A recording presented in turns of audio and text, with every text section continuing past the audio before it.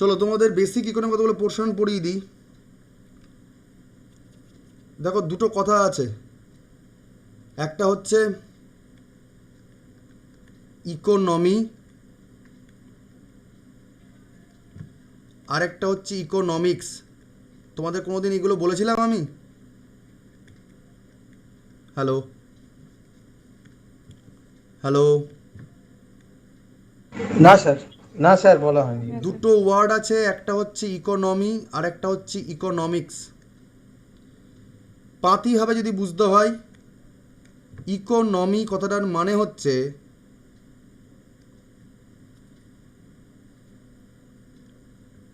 অর্থ শাস্ত্র। শাস্ত্র মানে যেখানে স্যার থিওরি পোর্শন নিয়ে ক্রিটিসাইজ করা হয়, কিন্তু এই থিওরির যে প্র্যাকটিক্যাল ইমপ্লিমেন্টেশন,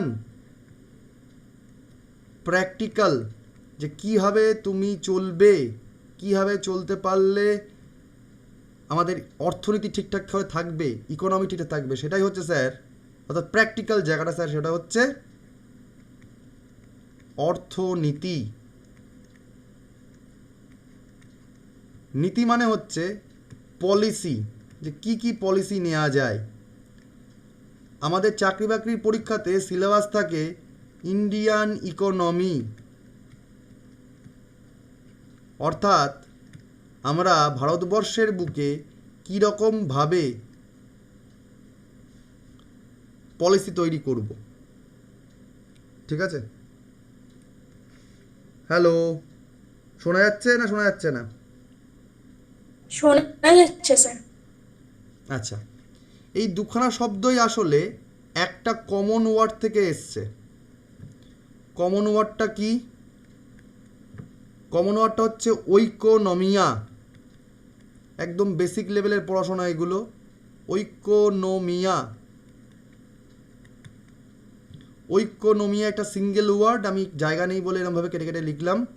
ঐকোনমিয়া থেকে এসছে। এই ঐকোনমিয়ার কথাটার মানে হচ্ছে স্যার পরিবার পরিচালন বিদ্যা। পরিবার পরিচালন বিদ্যা। আসলে ইকোনমি জিনিসটা প্রথমেই শুরু হয় পরিবার থেকে।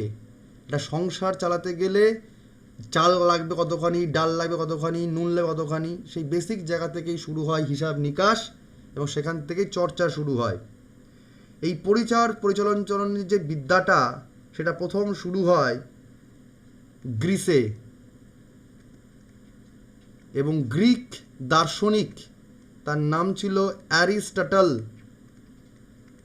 তিনি প্রথম এই ওয়ার্ডটা ব্যবহার করেন ঐকোনমিয়া, যেখান থেকে তার একটা ব্যবহারিক দিক পাওয়া যায়, থিওরি পোর্শনের একটা প্র্যাকটিক্যাল জায়গা, কীভাবে চললে কি হয় সেই জিনিসটা পাওয়া যায়।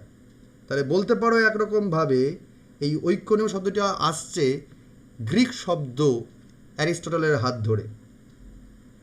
কিন্তু ভারতবর্ষের বুকে দেশ চালাবে কি করে, একজন শাসককে দেশ চালাতে গেলে কি কি নীতি নিতে হয়, সেটা অনেককাল আগে বলে যাচ্ছেন কে?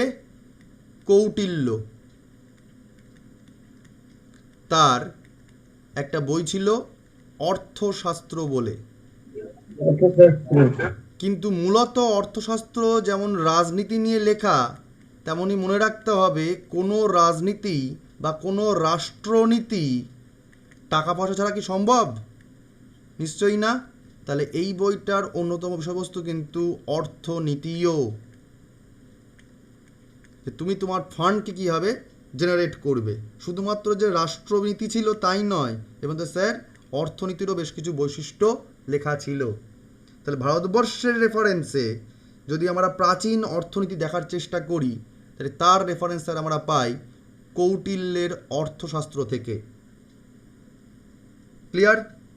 কিন্তু প্রপারলি ইকোনমি বলো বা ইকোনমিক্স বলো, যে এটা একটা সোশ্যাল সায়েন্স, সামাজিক বিদ্যা, হিসাব নিকাশ না করলে সমাজকে এগোনো যাবে না, তাই এটা সেপারেট সাবজেক্ট হিসাবে যিনি পড়াশোনা করছেন, চর্চা করছেন, সেই ব্যক্তি হচ্ছেন অ্যাডাম স্মিথ। Adam Smith. তার জন্যই তাকে বলা হয় অর্থনীতির জনক, father of economics.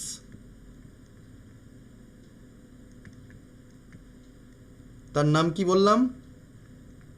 Adam Adam Smith. Smith. প্রচুর পরীক্ষায় লোকটার নাম আসে এবং এখান থেকে কমন কোশ্চেন একটা আসে। অ্যাডাম স্মিথ যেহেতু তিনি প্রথম শুরু করছেন, তাই তাকে অন্যরকমভাবেও বলা হয় ফাদার অফ ক্লাসিক্যাল ইকোনমিক্স, শাস্ত্রীয় অর্থনীতি।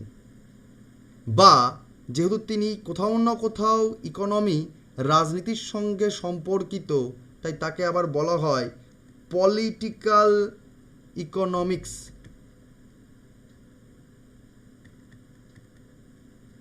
ফাদার অফ পলিটিক্যাল ইকোনমিক্সও তাকে বলা হয়। ঠিক আছে, স্যার দাঁড়াও বলছি বলছি দাঁড়াও একটু বলে নিই আমি। এই অ্যাডাম স্মিথ তিনি প্রথম একটা বই লিখেন এই অর্থনীতি বিষয়ে 1776 সালে। তিনি প্রথম একটা বই লিখছেন। সেই বিখ্যাত বইটাতে প্রথম তিনি একটা দেশ, একটা নেশন, একটা স্টেট তার সম্পদকে কীভাবে ব্যবহার করবে বা সেই দেশটার অর্থনীতি কী হওয়া উচিত সেটাকে নিয়ে তিনি বিস্তৃত বর্ণনা করেছেন 1776-এ। এবং সেই বইটা যার জন্য বিখ্যাত হয়, বইটির নাম হচ্ছে an inquiry into the nature and causes of wealth of nation, an inquiry into the nature and causes of wealth of nation। অর্থাৎ সম্পদ কীভাবে সৃষ্টি হয় সেই জিনিস নিয়ে তিনি এখানে ডিসকাস করেছেন। এবং যেহেতু সম্পদ একটা রাষ্ট্রে কী করে তৈরি হচ্ছে এবং সেটা কীভাবে ডিস্ট্রিবিউট হয়, তাই জন্যই তাকে স্যার বলা হয় ক্লাসিক্যাল বা পলিটিক্যাল ইকোনমিক্সের জনক। এটুকু ক্লিয়ার সবার? এবার কে কী প্রশ্ন করছিলে বলো, আমি আবার বলছি, বলে নাও, তারপর আমি বলছি আবার।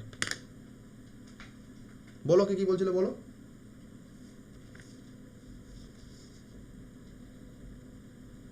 কে জিজ্ঞাসা করছিলে বলো।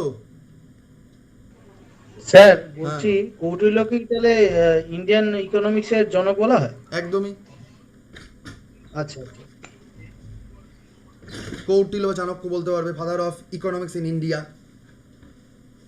সেগুলো তো আমি আসছি, সেই পয়েন্টটাও লিখিয়ে দেবো। এগোই আমি। হ্যাঁ স্যার বলুন। চলো, এরপরে যখন ভারতবর্ষ সঙ্গে সঙ্গে সারা পৃথিবী, বিশেষ করে ভারতবর্ষ তো অনেক পরে চোখ খোলে, তারও আগে সারা পৃথিবীতে এই ইকোনমিক্সকে যখন ঠিকঠাক করে কালচার শুরু করা হয়েছে একটা পৃথক বিষয় হিসাবে, সেই সময় এক ধাপ আরও এগিয়ে নিয়ে যায় আধুনিক অর্থনীতি বিষয়ে আরেকজন ভদ্রলোক, এবং তার জন্য তাকে বলা হয় father of neoclassical economics, অর্থাৎ নব্য ধ্রুপদ অর্থনীতির জনক বলা হয়। ক্লাসিক মানে ধ্রুপদ, তো নব্য ধ্রুপদী অর্থনীতির জনক বলা হয় আরেকজন ব্যক্তিকে, তার নাম হচ্ছে আলফ্রেড মার্শাল। কি নাম বললাম? Alfred Marshall. তিনি হচ্ছেন father of neoclassical economics, Alfred Marshall. তিনি 1890 সাল নাগাদ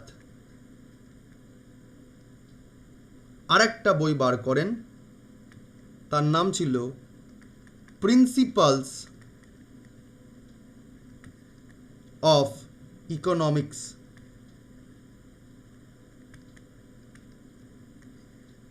এবং এই বইতে তিনি অনেক কিছু বলেছেন যেখানে মানব জীবনের সাধারণ যে কার্যকলাপ, মানুষ তার রাষ্ট্রের সঙ্গে তার সম্পদকে কীভাবে ব্যবহার করে, কীভাবে নিজে গ্রহণ করে, কীভাবে সেটাকে ইনকাম করে, এই সামাজিক স্তরে নিয়ে গিয়ে তিনি রাষ্ট্রের সম্পদকে রাষ্ট্রের মানুষরা কীভাবে ব্যবহার করে সেটাকে নিয়ে তিনি বর্ণনা করেছেন এই বইতে। তাহলে তুমি লিখে রাখতে পারো, এরকমভাবে পরীক্ষায় কোশ্চেন দেয়, তুমি লিখে রাখতে পারো যে এই বইতে তিনি কি বলেছেন। Economics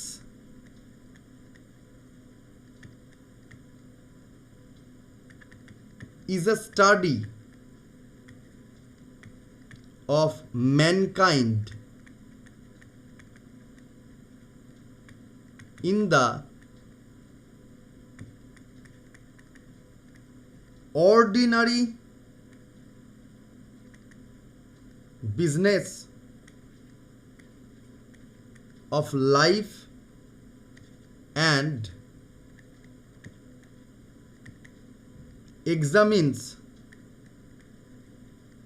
that part of individual and social action which is connected with material requisites of well-being। তোমাকে প্রশ্ন করবে এই রকম আন্ডারলাইন দিয়ে, economy is a study of mankind, কার উক্তি? কি বলবে? Alfred Marshall. কোন বই থেকে স্যার নেওয়া হয়েছে? কি বলবে? প্রিন্সিপালস অফ ইকোনমিক্স থেকে নেওয়া হয়েছে। এটুকু ক্লিয়ার সবার? হ্যাঁ স্যার। পরটায় যাব। হ্যাঁ স্যার। পরবর্তীকালে আরও অর্থনীতিবিদরা চলে আসেন, অর্থনীতি নিয়ে তারা সিরিয়াসলি আলোচনা করেন, এবং তার পরবর্তীকালে আরেকজন ব্যক্তি তিনি আধুনিক স্তরে আধুনিক সমাজ ব্যবস্থাতে কী করে কী ব্যবহার হচ্ছে সেটাকে নিয়ে কালচার করেন। তাই জন্য মনে রাখবে, যদি বলা হয় ফাদার অফ মডার্ন ইকোনমিক্স কাউকে বলা হয়, তার অ্যান্সার হবে জন মিনার্ড কেইন্স। জন মিনার্ড কেইন্স তিনি চোখে আঙুল দিয়ে দেখিয়ে দেন যে ভারতবর্ষ সহ সারা পৃথিবীতে অর্থনীতি মূলত দুই প্রকারের হয়। সেই অর্থনীতিটা হচ্ছে একটা পুঁজিবাদী, যাকে আমরা বলতে পারি ক্যাপিটাল বেসড বা ক্যাপিটালিস্টিক, আমরা এগুলোতে আসব। আর একটা হচ্ছে সমাজতান্ত্রিক, সোশ্যালিস্ট। দুই ধরনের অর্থনীতি বা রাষ্ট্রনীতি চলে, এবং সেই অনুযায়ী অর্থব্যবস্থা দুটো ক্ষেত্রে অ্যাফেক্টেড হন, এবং তার জন্য তিনি বুদ্ধি দেন যে দুটোকে মিক্সচার করে মিক্সড ইকোনমি করতে হবে, যেখানে ক্যাপিটালিস্টও থাকবে, যেখানে সোশ্যালিজমও থাকবে। তাই বলতে পারো অন্যরকমভাবে, ফাদার অফ মিক্সড ইকোনমি কাকে বলা হয়? জে.এম. কেইন্সকে। তোমরা যে পাবলিক ফিনান্স পড়েছ, তোমাদের পাবলিক ফিনান্স পড়ানো হয়েছিল? পড়ানো হয়নি? তোমরা যখন পাবলিক ফিনান্স পড়বে তখন দেখবে এই ভদ্রলোক প্রথমবারের জন্য বলছেন যে একটা দেশের সরকারকে হিসাব নিকাশ করতে হয়, যাকে আমরা বাজেট বলি, এবং তাকে স্যার অর্থনীতির ল্যাঙ্গুয়েজে বলা হয় ফিসকাল পলিসি, যে রাজকোষে সরকারের ট্যাকে কত টাকা আছে এবং সরকার কী কী ডেভেলপমেন্ট করবে, কীভাবে করবে, তার যে পলিসি, তাকে আমরা ফিসকাল পলিসি বলি, রাজকোষ নীতি। সেটাও তিনি প্রথমবারের জন্য ইন্ট্রোডিউস করছেন। অর্থাৎ মডার্ন ইকোনমিক্স, সরকার কতটুকু ভূমিকা নেবে এবং বাজার কী কী রকমভাবে ভূমিকা নেবে, এই দুটোর মিক্সচার করে তিনি নতুন ধরনের একটা দৃষ্টিভঙ্গি তৈরি করছেন, যেটা আধুনিক অর্থনীতি তার থেকে শুরু হচ্ছে বলে মনে করে নেওয়া হয়, এবং তাকে বলা হয় ফাদার অফ মডার্ন ইকোনমিক্স। ঠিক আছে, এটা 20th সেঞ্চুরি হবে? এটা তোমার 1929 সাল 31 সালের মধ্যে তিনি করেছিলেন এইসব কাণ্ডগুলো। ঠিক আছে, মূলত 1929 সাল নাগাদ পুঁজিবাদী একটি দেশ আমেরিকাতে দ্রব্যমূল্য বৃদ্ধি এমন হয়েছিল এবং অবমূল্যায়ন হয়েছিল মুদ্রার, এতে সমস্যা তৈরি হয়েছিল সারা বিশ্বব্যাপী। সেই সময় তিনি দেখছেন যে রাশিয়াও খুব ভালো নেই, আবার ইউএসএও খুব ভালো নেই। সেই দুটো কালচারের মধ্যে কি ভালো কি খারাপ সমস্তটা মিলিয়ে তিনি বুদ্ধি দিচ্ছেন যে মিক্সড ইকোনমি করাটা সব থেকে বেশি বুদ্ধিমানের কাজ, যে সরকারও থাকবে আবার সরকার বেশি নাকও গলাবে না, মিক্সড ইকোনমি করতে হবে। তো এই কনসেপ্টগুলো তিনি নিয়ে আসছেন। এটুকু হলো। হ্যাঁ স্যার। মূলত জেম কেইন্স তার সারবর্তা তিনি যেটা বলতে চেয়েছেন যে হোয়াট ইজ ইকোনমিক্স, তিনি বলতে চেয়েছেন জেম কেইন্সের মতে economics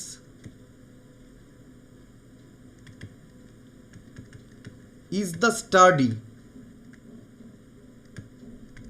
of factors affecting employment and standard of living। অর্থনীতি হলো সেই ধরনের বিদ্যায় যে বিদ্যাটা অনেকগুলো বিষয়বস্তুর ওপর নির্ভরশীল, আর যে বিষয়গুলো আসলে এমপ্লয়মেন্টকে অ্যাফেক্ট করে এবং প্রত্যেক মানুষের জীবনযাত্রার যে পরিমিতি তা ঠিক করে দেয়। তো যে পরিমিতিগুলো, যে বিষয়বস্তুগুলো এই এমপ্লয়মেন্ট এবং স্ট্যান্ডার্ড অফ লিভিংকে অ্যাফেক্ট করে, সেই বিষয়বস্তু নিয়ে চর্চা করাটাই আসলে অর্থনীতি। এটা বলতে চাইছেন জেম কেইন্স, তার সারবর্তা ছিল এইটাই। এবং পুরোটাই সমস্ত দেশের সম্পদ, রাষ্ট্রের সম্পদ। ধরো তুমি কাজ করছো, তুমি ইনকাম করছো, বাট তোমার ইনকামটা তোমার ইনকাম নয়, আসলে রাষ্ট্রের ইনকাম। এই যে তত্ত্ব, সেটা হচ্ছে সামাজিক তত্ত্ব, অর্থাৎ সোশ্যালিস্ট তত্ত্ব। যে তুমি ধরো ব্যবসা করছো, তুমি কয়েক কোটি টাকা ইনকাম করে নিলে, কিন্তু তোমার কোনো কোম্পানি থাকবে না, গভর্নমেন্ট বলবে যে এক কাজ করো, তোমার কোম্পানি এখন গভর্নমেন্টের কোম্পানি, তুমি এখন সেই কোম্পানির এমপ্লয়ি হয়ে যাও, তোমাকে একটা স্যালারি দেওয়া হবে। তো তখন তুমি সে সহ্য করতে পারবে না। তো সুতরাং সেটা সামাজিক দৃষ্টিভঙ্গি, সোশ্যালিস্টিক অ্যাপ্রোচ। তো এই যে যখন আর কি পুঁজিবাদী লোকজন, ধরো যারা প্রচুর টাকা পয়সা করে নিয়েছে, তারা স্বাভাবিকভাবেই যারা কমা বা নতুন ব্যবসায়ী তাদেরকে উঠতে দেয় না, তারা মার্কেটকে পুরো ঘিরে রেখে দেয়, নতুন লোকজনকে উঠতে পারে না। তো এই যে সমস্যাটা, এই সমস্যাটাকে মোকাবিলা করার জন্যই, কারণ পুঁজিবাদী লোকজন যারা গরিবদেরকে দেখে না, রক্ষা করে না, তাহলে সেই লোকগুলো যখন বেশি বড় লোক হয়ে যায়, তখন সমাজে দুখানা স্তর প্রচণ্ড পরিমাণে বিভেদ তৈরি করে। একটা হচ্ছে বড়লোক শ্রেণী, একটি গরিব শ্রেণী, মালিক শ্রেণী, গরিব শ্রমিক শ্রেণী। এই যে সমস্যা, এই সমস্যাকে দূর করার জন্যই কার্ল মার্কস বলেছে যে সমস্ত সম্পদ অ্যাকচুয়ালি রাষ্ট্রের সম্পদ হওয়া উচিত, এবং সম্পদ যখন রাষ্ট্রের হবে তখন সমস্ত নাগরিক সমান থাকবে, যেখানে বড় লোক গরিব লোক কেউ থাকবে না। এই যে অ্যাপ্রোচ, তাকে তো ক্লাসিক্যাল মানে সোশ্যালিস্টিক অ্যাপ্রোচ বলা হয়, সামাজিক নীতি বলা হয়। তো এই অর্থনীতির মধ্যে যে সামাজিক তত্ত্ব, সেটাকে এস্টাবলিশ করছেন কে? Karl Marx. তাই জন্য আরেক দিক থেকে বলা হয় ফাদার অফ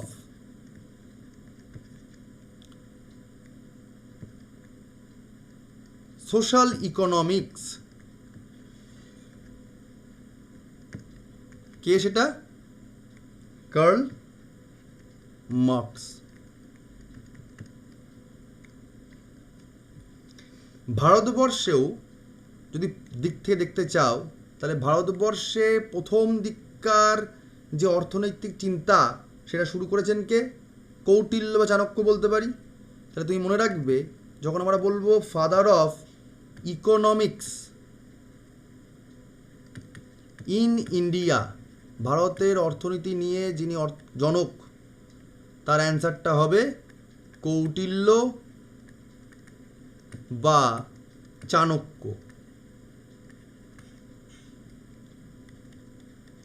তোমরা যখন কৌটিল্য বলবে, দেখবে যখন অ্যানশিয়েন্ট হিস্ট্রি পড়াবো বা পড়ানো হবে, তখন তুমি দেখবে কৌটিল্য আসলে একটা মিথ। কৌটিল্য কোনো একজন সিঙ্গেল ব্যক্তির নাম নয়, এটা গ্রুপ অফ পিপুলকে বোঝানো হয়। তাই প্রথম যে কৌটিল্য তাকে চাণক্যই বলা হয়, এটা নিয়ে বিতর্কও আছে। তো ম্যাক্সিমাম ক্ষেত্রে দেখবে চাণক্য লেখা থাকে, তো দুটোই স্যার আনসার করবে। বিষ্ণুগুপ্ত বলে না? বিষ্ণুগুপ্ত বা বিষ্ণু শর্মা হচ্ছে তার প্রথম ব্যক্তিটার নাম বা চাণক্যের অপর নাম, আর চাণক্যের বাবার নাম ছিল চনক, সেখান থেকে আসছে। এবার গুপ্ত যুগে বা সেই সময় তো এই কৌটিল্য কিন্তু অনেক ইনক্লুড হয়েছে অর্থশাস্ত্রে, তো সেইটা নিয়ে অনেক বিতর্ক আছে যে আসলে নাকি এটা গ্রুপ অফ পিপলের লেখা, এই জন্য পুরো বইটার নাম কৌটিল্যাস অর্থশাস্ত্র, শুধু অর্থশাস্ত্র লেখা হয় না।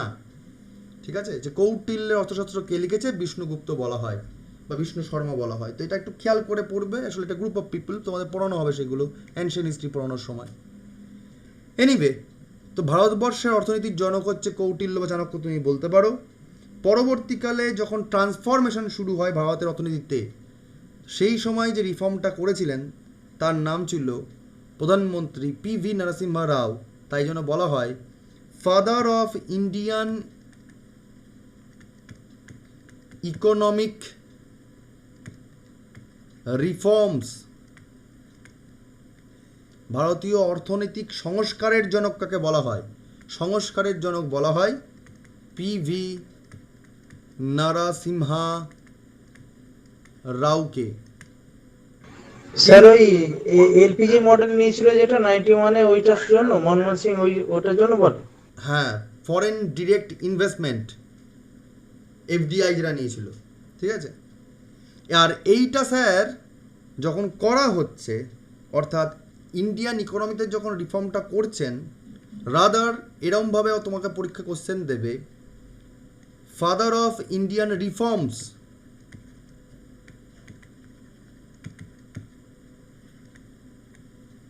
তখন অ্যান্সার ঘুরে চলে যাবে, তখন আর অর্থনীতি নিয়ে শুধু বলা হবে না, তখন অ্যান্সার ঘুরে চলে যাবে Manmohan Singh.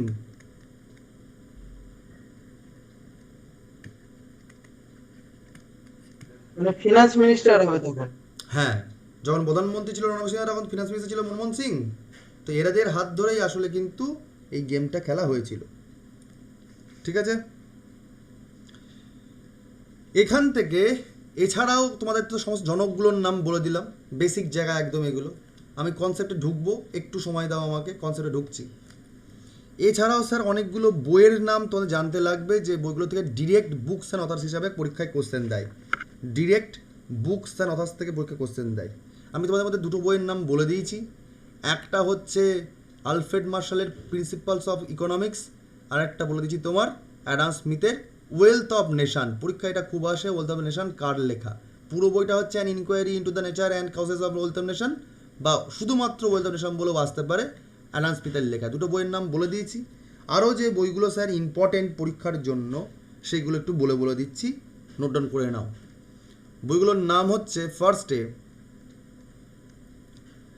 The general study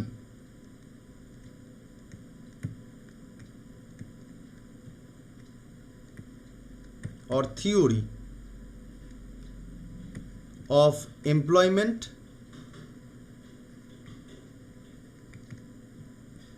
interest and money। কার বই এটা? জে.এম. কেইন্স। এছাড়া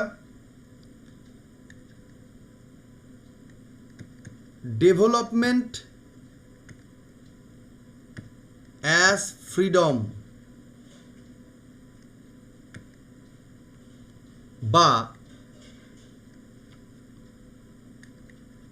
দ্য আর্গুমেন্টেটিভ ইন্ডিয়ান বা পভার্টি অ্যান্ড ফেমিন্স বা দ্য আইডিয়া অফ জাস্টিস বা অন ইকোনমিক ইনইকুয়ালিটি, এসব কটা স্যার বই লিখেছেন অমর্ত্য সেন। তোমরা এমপ্লয়মেন্ট পড়েছো? পভার্টি পড়া হয়েছে তোমাদের? হ্যাঁ স্যার, এমপ্লয়মেন্ট পড়েছি। তো তোমাদের দেখবে এইখানে সেই জায়গায় জিনিসগুলো লাগছে, একটু দেখে রাখবে। আর একটা ইম্পর্টেন্ট বই তো চাকরির পরীক্ষার জন্য খুব ইম্পর্টেন্ট হয়ে যায় বেসিক হিসাবে, সেই বইটি হচ্ছে ব্রিটিশদের সময় ভারতবর্ষের অর্থনীতি কেমন ছিল সেটাকে নিয়ে লেখা poverty sir brain of wealth and দাদাভাই নৌরজি। সরি লাস্টের আগেরটা হচ্ছে আইডিয়া অফ জাস্টিস। শোনা গেছে আলটু? ও দ্য আইডিয়া অফ জাস্টিস। হ্যাঁ, কি বলছিলাম? পভার্টি অ্যান্ড আনব্রিটিশ রুল, দাদাভাই নৌরজি। হ্যাঁ, ইন ইন্ডিয়া। এই বইটার লেখা হচ্ছে দাদা ভাই নওরোজি। শর্টে লিখলাম, তোমরা পুরোটা লিখে রাখো, দাদা ভাই নওরোজি। এই কটা বই ইকোনমিক পড়া শুরু করার আগে জানতে হয়, মুখস্থ রাখতে হয়, বেসিক ইকোনমি। এগুলো তোমাদের এগুলো কাজে লাগবে বেসিক ইকোনমিতে যাওয়ার আগে। সবার হয়ে গেলে আমাকে বলো, আমি টুকুস টুকুস করে এগোবো।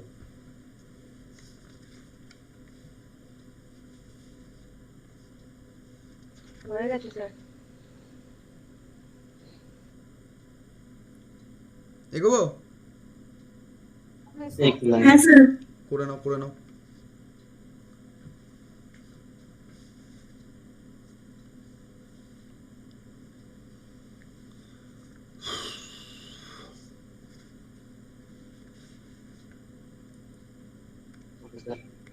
ওকে, চলো এবার আমাদের ইকোনমিক্সের বিভিন্ন যে ভাগ বা ব্রাঞ্চেসগুলো রয়েছে সেটা জানতে হবে।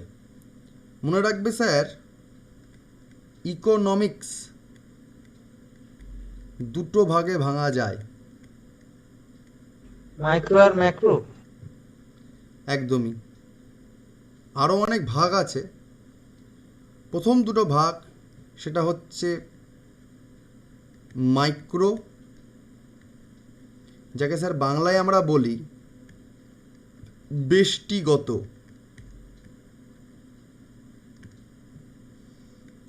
আরেকটা হচ্ছে ম্যাক্রো,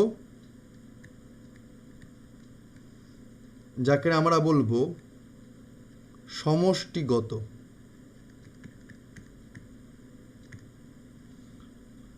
বিষয়টা কি স্যার?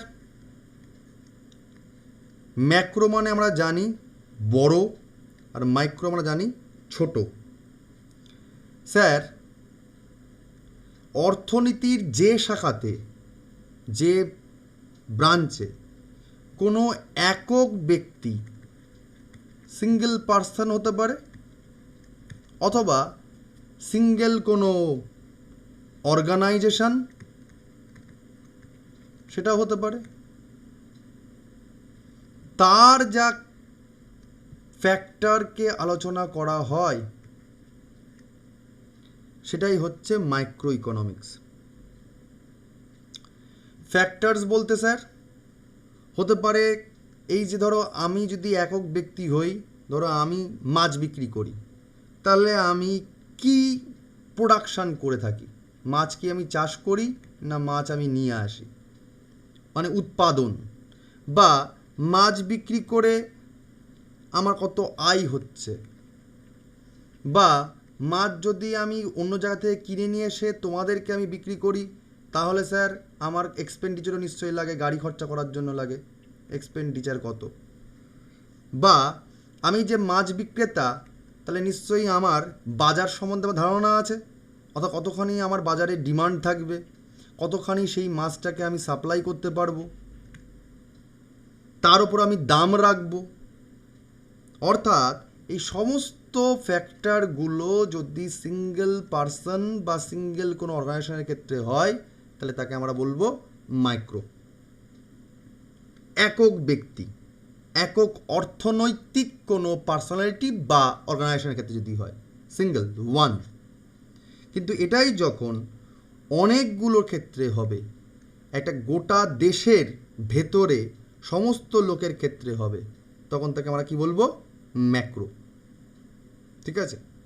যখন আমরা গোটা বিষয়টাকে একটা ন্যাশনাল জায়গায় নিয়ে যাব, নেশনের ক্ষেত্রে নিয়ে যাব, তখন তাকে আমরা বলবো ম্যাক্রো ইকোনমি। তাহলে দেশের যে ইনকাম, দেশের যে এক্সপেন্ডিচার, দেশের যে ডিমান্ড, দেশের যে সাপ্লাই, সমস্ত বিষয়গুলো স্যার তখন হয়ে যাবে ম্যাক্রো। আর যদি সিঙ্গেল হয় তখন তাকে আমরা বলবো ব্যষ্টিগত বা মাইক্রো। ক্লিয়ার এটুকু? স্যার দেশের থেকে একটু ছোট হলে, মানে যদি স্টেটের কথা হয় বা ডিস্ট্রিক্টের কথা হয়, সেক্ষেত্রেও হবে, তখনও ম্যাক্রো হবে। দেখো এইটা আসলে কয়েনের এপিটোপিট। কীরকম? এই যে সিঙ্গেল ব্যক্তি বা অর্গানাইজেশন বললাম, এটাও একটা কনসেপ্ট। মানে ধরো যদি আমি বলি এই মাছ বিক্রেতা, আমি একার গল্প তোমাকে উদাহরণ দিয়ে বললাম। আচ্ছা, এটাও তো হতে পারে যে তুমি যেখানে থাকো সেখানে একটা মাছালা নেই, অনেক মাছালা আছে। তাহলে গোটা একটা মাছ আলাদের যে একটা সেক্টর ফিশারি, সেই ফিশারিজের যে সেক্টর, তাকেও তো বলতে পারি আমরা, তাই না? তাহলে হ্যাঁ কারণ বাজারে তো শুধু মাছ বিক্রি করে তা তো নয়, অনেক রকম জিনিসও তো লেনদেন হয়, তাই না? তাহলে গোটা ধরো কেউ ফুল বেচছে, কেউ আলু বেচছে, কেউ কফি বেচছে, মানে কেউ সবজি বেচছে, কেউ মাছ বিক্রি করছে, কেউ মাংস বিক্রি করছে। এবার সমস্ত বাজারের সমস্ত রকম প্রোডাক্ট থেকে তুমি যদি পার্টিকুলার একটা সেক্টরটাকে তুলে নাও, তখন সেটা কি হয়ে যাবে? আবার মাইক্রো হবে না? তাই তো? এবার ধরো তোমার এলাকাতে একটা বাজার, আবার তুমি যখন তোমার এলাকার আশপাশ দিয়ে আরেকটু ঘুরবে, তখন 2-3টে বাজার পাবে, তাই না? এবার তুমি ধরো, তাহলে তোমার ধরো ওই পার্টিকুলার তোমার ডিস্ট্রিক্টে যদি ধরে নিই, তাহলে নিশ্চয়ই অনেক বাজার বসে, অনেক হাট হয়। তাহলে সারা ডিস্ট্রিক্টের রেফারেন্সে তোমার এলাকার যে সিঙ্গেল মার্কেটটা, সেটাও তখন কী হয়ে যাবে? মাইক্রোতে চলে যাবে না? তাহলে মোদ্দ কথা হচ্ছে, যেটা অনেকগুলোকে মিলিয়ে, যেটা মাল্টিপল, যেটা বড়, সেটা হচ্ছে ম্যাক্রো। আর তার থেকে যখন একটা সিঙ্গেল সেটাকে তুমি তুলে নিচ্ছ, তখন সেটা হয়ে যাচ্ছে মাইক্রো। বুঝতে পারলে না? পারলে না? যদি আরেকটু উদাহরণ দিই, ধরো আজকে দেশের মধ্যে তুমি চাকরি করছো, তোমার ইনকাম সেটা হচ্ছে একক পার্সোনাল ইনকাম, তাহলে তুমি সেক্ষেত্রে কি? মাইক্রো। বাট ধরো তোমার যে ইন্ডাস্ট্রি, ধরো তুমি রিলায়েন্সে চাকরি করো, ধরে নিলাম কথা, তো তুমি ধরো যদি রিলায়েন্সে চাকরি করো, তাহলে তোমার ইনকামটা হচ্ছে সিঙ্গেল, তার মানে মাইক্রো। কিন্তু তোমার ইন্ডাস্ট্রির মধ্যে অনেক নিশ্চয়ই এমপ্লয়ি থাকবে, তাহলে সবার ইনকামটা সেই তোমার ইনকামের রেফারেন্সে কি হবে? ম্যাক্রো হয়ে যাবে না? তাই তো? তাই তো? আবার ধরো রিলায়েন্সের মতো কি আর একটা কোম্পানি আছে দেশে, নাকি অনেকগুলো আছে? অনেকগুলো আছে। অনেক আছে। তাহলে সেক্ষেত্রে দেশের রেসপেক্টিভে রিলায়েন্সের যে সেক্টরটা, সেটা তখন কী হয়ে যাবে? আবার মাইক্রো হয়ে যাবে। তাহলে তুমি কোন আঙ্গিকে কীভাবে দেখছো, তার উপরে কিন্তু মাইক্রো এবং ম্যাক্রো নির্ভর করে। অর্থাৎ সোজা গদ্ধরা বাংলাতে দাঁড়াবে, ছোট হলে মাইক্রো, বড় হলে ম্যাক্রো। ক্লিয়ার না? ক্লিয়ার না? হ্যাঁ লালটু, কি বলছিস বল বাবা। কম্পেয়ার না করলে মাইক্রো ম্যাক্রো বোঝা যাবে না, তাই তো? একদমই। ধর তোর আজকে তোর একা চাকরি পেলি, তোর ইনকাম মাইক্রো লেভেলে আছে। কিন্তু যখনই তুই পার্টিকুলার তোর এলাকার সমস্ত চাকরি থেকে ধরে নিবি, তখন তুই তাকে ম্যাক্রো বলবি, যে সমস্ত লেভেলটায় তোর এলাকা কত ছেলে চাকরি পেয়েছে, তখন তুই ম্যাক্রো বলবি। কিন্তু যখন তুই তার মধ্যে আবার সেগ্রিগেট করবি না, যে কত ছেলে স্কুল সার্ভিসে গেছে, কটা ছেলে WBCS পেয়েছে, তখন সেই যে এন্টায়ার যে এমপ্লয়মেন্ট, তার থেকে WBCSটা যদি ধরে নিস আলাদা, তখন সেটা কি হয়ে যাবে? আবার মাইক্রো লেভেলে চলে আসবে। বোঝা গেল? কনসেপ্ট ক্লিয়ার না? ক্লিয়ার না? হ্যাঁ স্যার, মানে ইন্ডিভিজুয়াল ধরলে মাইক্রো হচ্ছে, আর হ্যাঁ। অ্যাজ আ হোল যদি ধরি তাহলে ম্যাক্রো হচ্ছে। একদমই। এগোবো আমি? হ্যাঁ স্যার বলুন। হ্যাঁ স্যার। তাহলে স্যার এই যে এই জিনিসগুলো যখন পড়তে যাচ্ছি তখন আমার কতগুলো ফ্যাক্টর জানতে হচ্ছে। এখান থেকে আমাদের কনসেপ্ট লাগবে এইটাই যে স্যার একটা অর্থনীতিতে চালানোর জন্য মেন কি কি জিনিস বা মূল ম্যাটার, মেন টপিকস কি কি লাগে, মেজর টপিকস কি। মানি তাহলে স্যার লিখে রাখো মেজর টপিকস বা মেজর ফ্যাক্টরস ইন ইকোনমি। অর্থনীতিতে মেজর ফ্যাক্টর কি কি স্যার মনে রাখবে মূলত ছখানা থাকে, ছখানা জিনিস থাকে। নাম্বার ওয়ান কি? নাম্বার ওয়ান হচ্ছে যে ভাই তুমি আসলে ভোগ করতে চাও, চাকরি চাইছো মানে তুমি কিছু ভোগ করতে চাও, অর্থাৎ কনজামশন। তোমার গাড়ি বাড়ি জামা কাপড় খাবার দাবার তুমি কনজিউম করতে চাও, কনজামশন, ভোগ। সে তুমি চাকরি করো ব্যবসা করো। দুই, তুমি যা ভোগ করবে, যে জিনিসটা বা যে সার্ভিসটা তুমি ভোগ করবে তার নিশ্চয়ই একটা প্রোডাকশন হওয়া দরকার, অর্থাৎ উৎপাদন লাগবে। প্রোডাকশন বা উৎপাদন। তিন নম্বর ফ্যাক্টরটা হচ্ছে এ তোমাকে যে যে প্রোডাকশনটা যারা প্রডিউসার যারা তারা তো নিশ্চয়ই বন্টন করবে, বিনিময় করবে। বিনিময় না করলে তুমি কি করে পাবে? মানে উদাহরণ দিয়ে যদি ধরি, আমাদের যদি ধরে নিই, আমাদের সেটা ধরে নাও, একদম নিজের মতো করে ধরো। ধরো তোমরা আমাদের কাছে পড়তে এসছো, তোমাদেরকে আমি পড়িয়ে একটা সার্ভিস দিচ্ছি, তোমরা কি ভোগ করছো? নলেজ ভোগ করছো। তো এই নলেজটা হচ্ছে তোমাদের একটা কনজামশন, তো ভোগ। এবার আমাদের দায়িত্বটা কি? তোমাদেরকে নলেজ প্রোডাকশন করা। তাহলে আমরা উৎপাদন করছি। এবার তার বদলে তুমি আমাকে কি দিয়েছো? একটা মিনিমাম ফিস দিয়েছো। তা সেটা স্যার কি হচ্ছে? এক্সচেঞ্জ হচ্ছে না, তাই তো? তুমি টাকা দিয়েছো বলে তার এগেন্সে তুমি পড়াশোনা করতে পারছো, এক্সচেঞ্জ। অর্থাৎ স্যার বিনিময় লাগে। এবার যখন তোমাকে এক্সচেঞ্জ দেওয়া হচ্ছে, সমস্ত স্টুডেন্টের মধ্যে আমি কি করছি? মক টেস্ট দিয়ে দিচ্ছি, নোট দিয়ে দিচ্ছি, রেকর্ড দিচ্ছি, সার্ভিস প্রোডাক্ট ভাগ করে দিচ্ছি। তার মানে কি স্যার আমি আমার যে প্রোডাকশন সেটা আমি সবার মধ্যে ডিস্ট্রিবিউট করছি, অর্থাৎ স্যার ডিস্ট্রিবিউশন বা বন্টন লাগে। সেখান থেকে স্যার কি আসে? ইনকাম আসে। তো সমস্ত দেশের ক্ষেত্রে স্যার কি আসবে? ন্যাশনাল ইনকাম আসবে, অর্থাৎ জাতীয় আয়। আর যদি স্যার আয় থাকে তাহলে ব্যয় থাকবে। তাহলে দেশের আয় ব্যয়টাকে স্যার আমরা কি বলি? দেশের যে আয় ব্যয় তাকে স্যার আমরা কি বলি? Public finance. এই পাবলিক ফিনান্সটা আসলে কি? ইনকাম প্লাস এক্সপেন্ডিচার, অর্থাৎ সরকারি আয় এবং ব্যয়। এই ছখানা জিনিস হচ্ছে মেজর ফ্যাক্টরস, এ লাগবেই লাগবে। ক্লিয়ার না? ক্লিয়ার না? বলুন স্যার। হ্যাঁ বলো, কোনটা বলছিস? বল বাবা, বল কোনটা বুঝতে পারছিস নি? বল, আমি আবার বলছি, বল। একটু উদাহরণ দিয়ে একটু বুঝিয়ে দাও, অন্য একটা উদাহরণ। কোনটা, কোন পার্টটা বল আমাকে, নাকি পুরোটাই আবার? এই পুরোটা মেজর ফ্যাক্টর দেয়, এই ছটা factor। যখন স্যার একটা ইকোনমি জেনারেট হয় না, অর্থনীতি যখন একটা চাকা ঘোরে, তখন স্যার কতগুলো স্পোক, তোর সাইকেলের চাকা ঘোরে তো, এই চাকাটা ঘুরছে কিসের ওপর নির্ভর করে?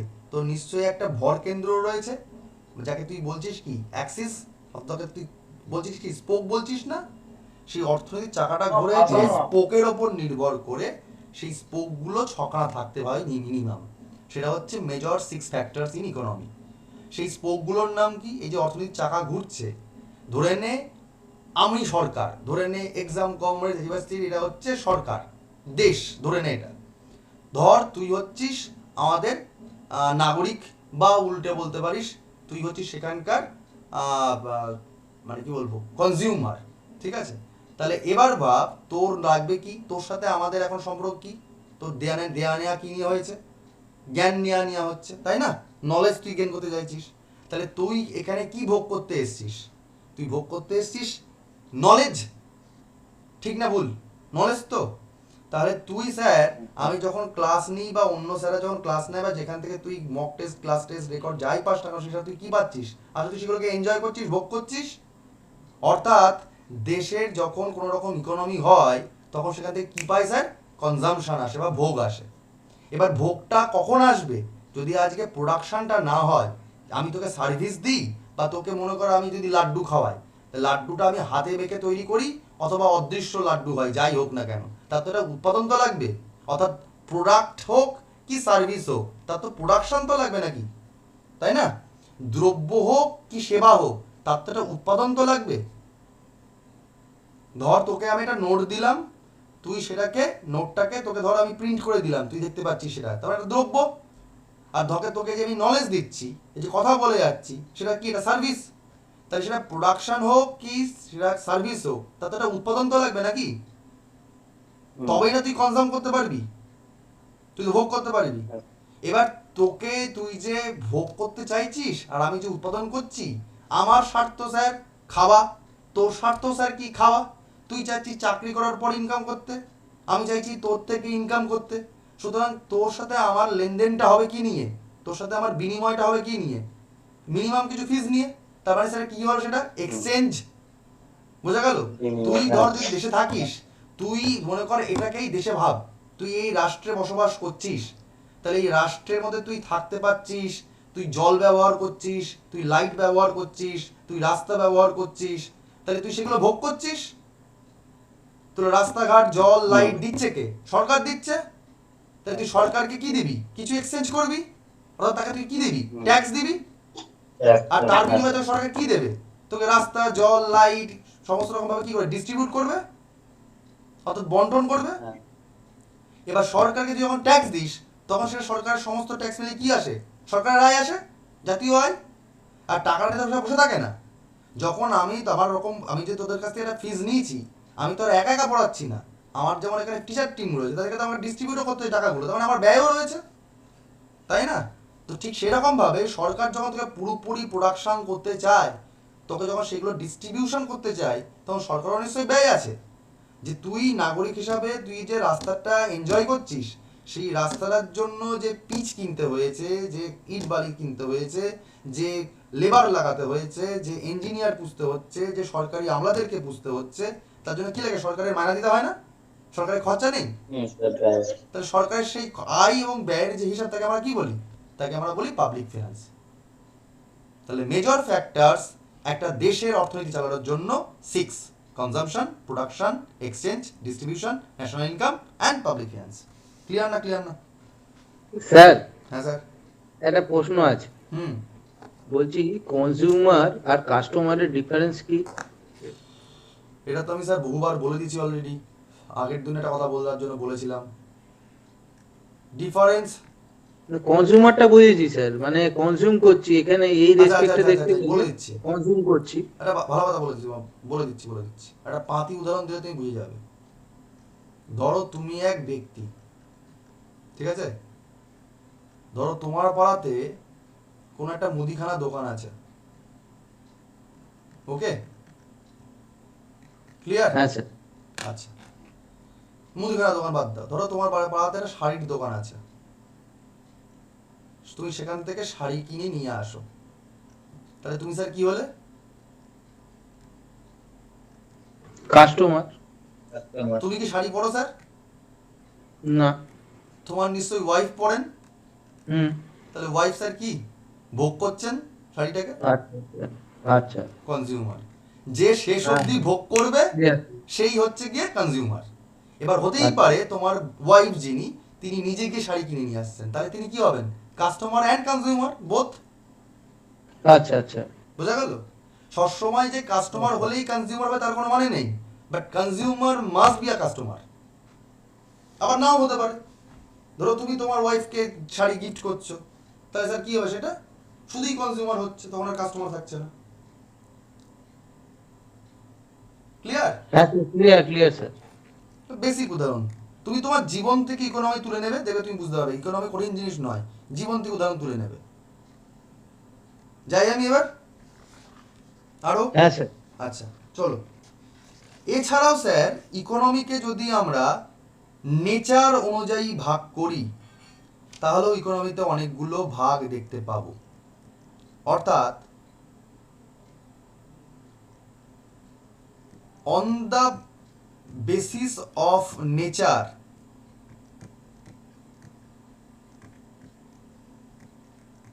টাইপস অফ ইকোনমি, ইকোনমির প্রকৃতির ওপর ভিত্তি করে কত রকমের ইকোনমি হয় বা অর্থনীতি হয়। স্যার একটা হচ্ছে সিম্পল ইকোনমি, যাকে স্যার আমরা বলি সরল অর্থনীতি। মানে কি স্যার? মানে হচ্ছে যে অর্থনৈতিক স্ট্রাকচারের মধ্যে কোনো রকম সায়েন্স বা টেকনোলজি নেই, যেখানে শুধুমাত্র কোনো টাকা পয়সার গল্প নেই, যেখানে শুধুমাত্র স্যার বিনিময়টা রয়েছে, অর্থাৎ এক্সচেঞ্জ থাকবে, তাকে স্যার আমরা কি বলবো? সরল অর্থনীতি। মানে স্যার আদিমকালে মনে আছে ও লোকজন, আদিমকালে মনে আছে স্যার আমরা টাকা পয়সা মুদ্রা ছিল নাকি গরু দিয়ে দুধ নিতাম আর দুধ নিয়ে গরু দিতাম, বা এরকম আমরা এক্সচেঞ্জ করতাম না? স্যার বিনিময় প্রথা যেটা বলে আর কি। একদম একদম তাই ছিল তো, হ্যাঁ, যাকে আমরা জিনিসের বলি একটা কি, জিনিস দিয়ে আর একটা জিনিস নেওয়া হতো। অর্থাৎ স্যার বার্টারি সিস্টেম যাকে বলা হয়। বার্টারি সিস্টেম মানে বিনিময় প্রথা, এক্সচেঞ্জ ব্যাপার। অর্থাৎ যেখানে স্যার কোনো বিজ্ঞান প্রযুক্তির ব্যাপার নেই। মানে ধরো তুমি গরু দিয়ে একটা শাড়ি কিনছো বা এক মণ ধান কিনছো একটা গরুকে লেনদেন করে নিয়ে, তো সেক্ষেত্রে তো গরুটার ওজন কত আর সেই ওজনে তুমি চাল কিনছো, এরকম তো হতো না, তাই না? তোমার যেটা নেই সেটা তুমি নিতে, আর তোমার কাছে যেটা এক্সট্রা সেটা তুমি কি করতে? দিয়ে দিতে, তাই না? ও লোকজন, কাকুলি, কৃত্তিকা, লালটু, মৈত্রী, নন্দিতা, হ্যাঁ স্যার। তাহলে যেখানে তোমাদের কোনো কিছু এক্সট্রা থাকে, ধরো তোমার কাছে অতিরিক্ত কোনো পেন রয়েছে, তোমার খাতা লাগবে, তুমি পেন দিয়ে খাতা নিয়ে চলে আসলে। আবার দেখা গেলো তোমার কাছে অনেক খাতা রয়ে গেছে, তুমি একটা খাতা দিয়ে একটা পেন নিয়ে চলে আসলে। তারপরে যেটা এই মানুষের কাছে যেটা এক্সট্রা, সেই এক্সট্রা জিনিসটা দেওয়ার পরে তুমি এটা কোনো কিছু নিয়ে চলে আসছো, তাহলে সেখানে কোনো পরিমাপ পদ্ধতি নেই, অর্থাৎ কোনো টেকনোলজি নেই, কোনো বিজ্ঞান নেই, কোনো মুদ্রা বা মনিটারি সিস্টেম কিছু নেই। তাহলে সেই যে পন্থা, প্রাচীন পন্থা, তাকে স্যার আমরা বলছি কি? Simple economy. স্যার এটা মূলত ট্রাইবাল লোকজনের মধ্যে দেখা যায়। বর্তমানে স্যার মূলত ট্রাইবাল লোকজনের মধ্যে দেখতে পাওয়া যায়। উপজাতি বা জাতীয় যে শ্রেণীগুলো রয়েছে তার মধ্যে এগুলো দেখতে পাওয়া যায়, বাট এটা ভেরি রেয়ার। এখন প্রায় উঠেই গেছে এই সিম্পল ইকোনমিটা। ঠিক আছে। 2 নম্বর হচ্ছে স্যার কমপ্লেক্স ইকোনমি, যাকে বাংলায় বলি আমরা যৌগিক। কি স্যার? যৌগিকটা যেখানে স্যার সায়েন্স টেকনোলজিকে ব্যবহার করা হয় এবং তুমি টাকা পয়সাটাকেও ব্যবহার করো, তাহলে স্যার সেই অর্থনীতিকে বলা হবে কমপ্লেক্স ইকোনমি, যেখানে সায়েন্স টেকনোলজি নিয়েও আছে আবার কারেন্সিও রয়েছে, তাকে স্যার বলা হবে কমপ্লেক্স ইকোনমি। তার মানে স্যার এটা কি এখন বর্তমানে প্রায় সবকটা দেশকেই বলা যায় না, সমস্ত দেশেই তো দেখতে পাওয়া যায়,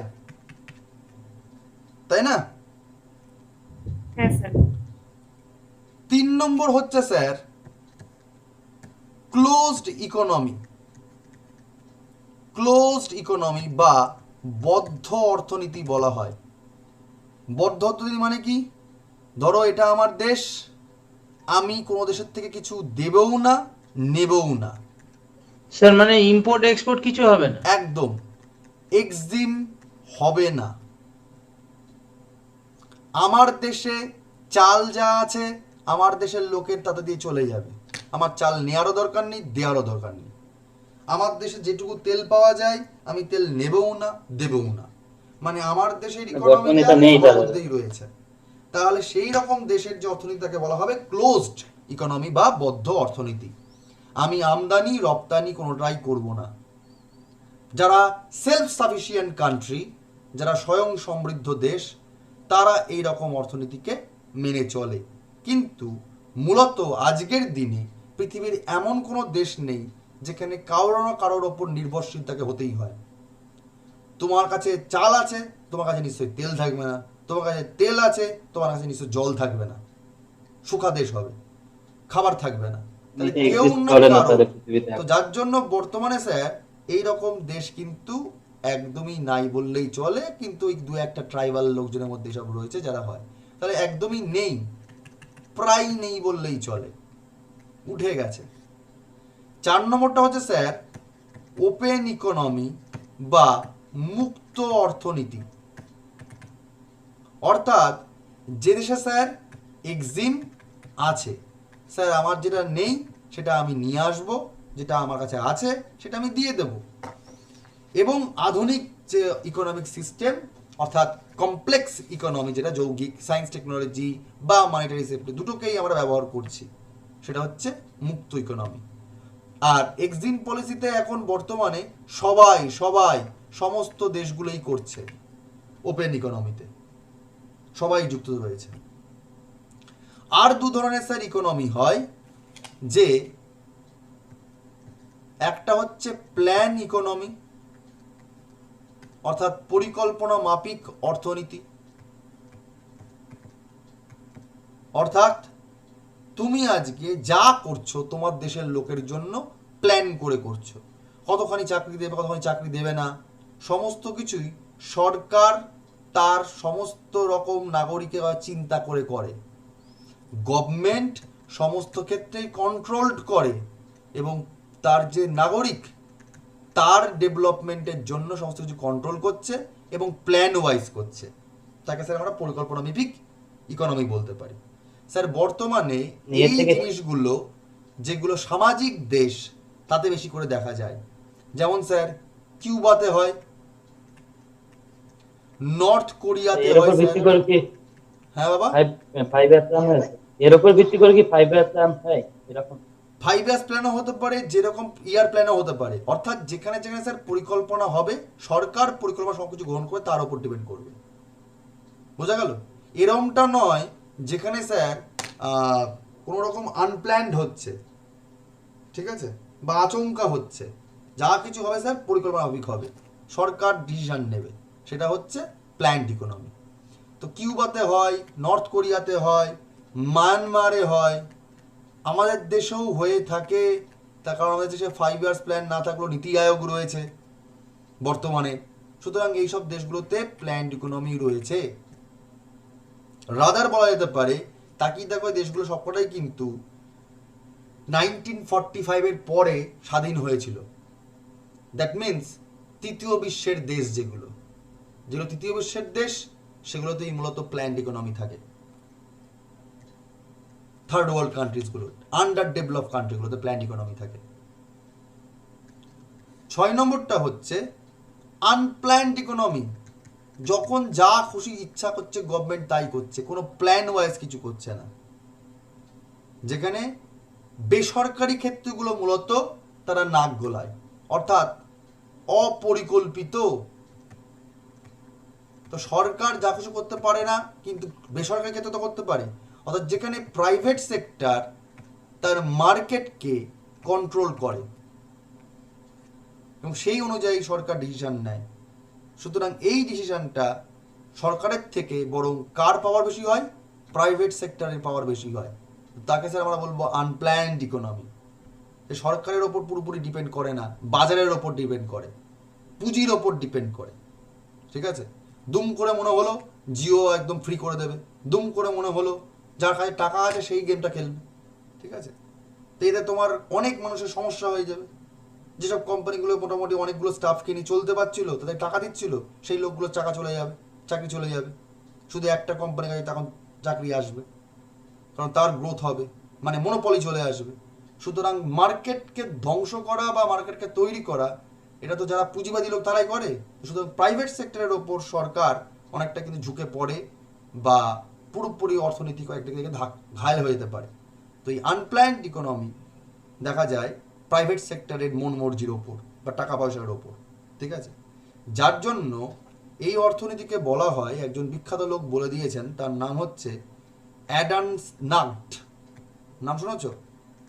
অ্যাডাম স্নাক্ট। এই অর্থনীতিবিদ এই আনপ্ল্যান্ড ইকোনমিকে বলছেন লেজার ফেয়ার ইকোনমি, অর্থাৎ মুক্ত ইকোনমি নয় এটা, পরিষ্কার ইকোনমি নয় এটা, খোলামেলা ইকোনমি নয়, এর মধ্যে অনেক হিডেন ট্রুথ রয়েছে। কে কখন কাকে ধাক্কা মারবে তার কোনো ঠিক নেই। লেজার ফেয়ার ইকোনমি হলো না? হ্যাঁ স্যার। এরপর আমরা সোশ্যাল সিস্টেম অনুযায়ী বা ইকোনমিক সিস্টেম অনুযায়ী অর্থনীতিকে তিনটে ভাগে ভাগ করতে পারি। ইকোনমিক, নয় স্যার, ক্যাপিটালিস্ট সোশ্যালিস্ট ওইটা কি? একদম ইকোনমিকে আমরা তিনটে ভাগে ভাগ করতে পারি। শেষের দিকে চলে এসেছি, একটু ধৈর্য ধরো। তিনটে ভাগ হচ্ছে, একটা হচ্ছে ক্যাপিটালিস্ট বা এর অপর নাম মার্কেট ইকোনমি বলা হয়, একটা হচ্ছে সোশ্যালিস্ট বা এর অপর নাম বলা হয় কমান্ড বা প্ল্যান্ড ইকোনমি বলা যেতে পারে,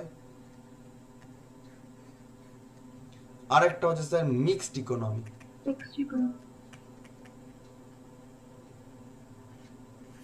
আমি এতক্ষণের মধ্যে অনেক কিছু তোমাদের বলেই দিয়েছি এই সম্বন্ধে, তোমাদের ধারণা অলরেডি তৈরি হয়েছে। আমি জাস্ট একটু বৈশিষ্ট্য বলে দিই। যখন ক্যাপিটালিস্ট বলছি, তার মানে স্যার ক্যাপিটাল যার কাছে থাকবে সেই লিড করবে বাজারকে। তাহলে ধনতান্ত্রিক, যার কাছে ধন আছে, টাকা পয়সা আছে, সম্পদ আছে, সেই বাজারকে কি করবে? ঠিক করে দেবে। অর্থাৎ স্যার এই ধরনের মার্কেটের বৈশিষ্ট্য হচ্ছে, এখানে পার্সোনাল যে সম্পদ, ওয়েলথ, সেটা একটা বড় সড়ো গেম খেলে। আমি বড় লোক, আমি আজকে কি করব? দুমদার একটা কোনো কোম্পানি খুলে দেবো, তাই না? আমি বড় লোক, তার মানে স্যার আমি কোনো একটা প্রোডাকশনকে তৈরি করতে পারি। আমি বড় লোক, সুতরাং আমার যে পার্সোনাল কি বলবো, যে আমার সার্ভিস কেমন হবে, আমার সাপ্লাই কেমন হবে, তার জন্য আমি কত কস্ট রাখবো, সব কটাই ডিপেন্ড করবে স্যার আমার পার্সোনাল এজেন্ডা। অর্থাৎ এখানে স্যার প্রাইভেট সেক্টরের স্যার বড় সড়ো ভূমিকা থাকে, আমার নিজের ভূমিকা থাকবে এখানে। আমি যদি টাকা বিত্তশালী হই, তাহলে আমি ঠিক করব আমি কি করব না করব। আমার কোর্সটার ফিজ আমি ঠিকঠাক রাখবো, নাকি আমার ঠিকঠাক প্রাইসটা একদম লোয়েস্ট করেই দিয়ে আজকে মার্কেট ক্রাশ করে দেবো, সেটা স্যার আমার ওপর ডিপেন্ড করছে। কখন হবে স্যার? যখন আমার দেখব যে আমার ক্ষতি হয়ে গেলেও কোনো রকম কোনো চাপ নেই। ধরো আমার কাছে যদি আজকে প্রচুর টাকা থাকতো, ঠিক আছে, চারিদিকে ব্যানার, হোর্ডিং, পোস্টিং সমস্ত কিছু মেরে দিয়ে, টিভিতে চারিদিকে পেপারে অ্যাড ম্যাড মেরে দিয়ে বলতাম ভাই 1 টাকা দে আর তোরা WBCS পড়। সব ছেলে পুলে 7 দিন ধরে পড়াতাম, ডিজিটাল বোর্ড কিনতাম 10টা 12টা, সারাদিন ধরে ক্লাস নিতাম। কি পড়ছে ছেলে পুলে, পড়ার দরকার নেই, 1 টাকাতে পড়ছি, জনকল্যাণ হিতকর করছি, আসলে ঘন্টার পিন্ডি করছি। সব ছেলেগুলোদের পড়া দেওয়া ধরা কিছুই করছি না, সমস্ত রকমভাবে একটা কর্পোরেট সেক্টর লুক করে দিয়ে, মার্কেট পুরো ক্রাশ করিয়ে দিয়ে সমস্ত অন্যান্য ইনস্টিটিউটগুলো বন্ধ হয়ে যাবে। আমি একটা বড় সড়ো জায়গাকে অভ্যস্ত করিয়ে দিলাম যে আমার কাছে পড়ার জন্য। টাকাশ করে আমি 2 বছর পরে বললাম যে ওই 1 টাকার কোর্সটাই এখন কিনতে হবে কমপক্ষে 1 লাখ টাকা করে।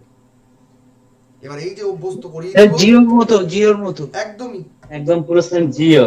সুতরাং আমার যে জিনিসগুলো সেটা কখন করতে পারবো? যখন আমি এই 1 বছর 2 বছর ধরে আমি এই যে বিভৎস মার্কেটটাকে ধরার জন্য যে খরচাগুলো করে যাচ্ছি কন্টিনিউয়াস, 10টা ডিজিটাল বোর্ড কেনা, চারিদিকে হোর্ডিং করা, চারিদিকে আমার মানে টিচারগুলোকে পে করে যাওয়া, এই জিনিস করে যেতে পারলে তো আমার নিশ্চয়ই খরচা আছে।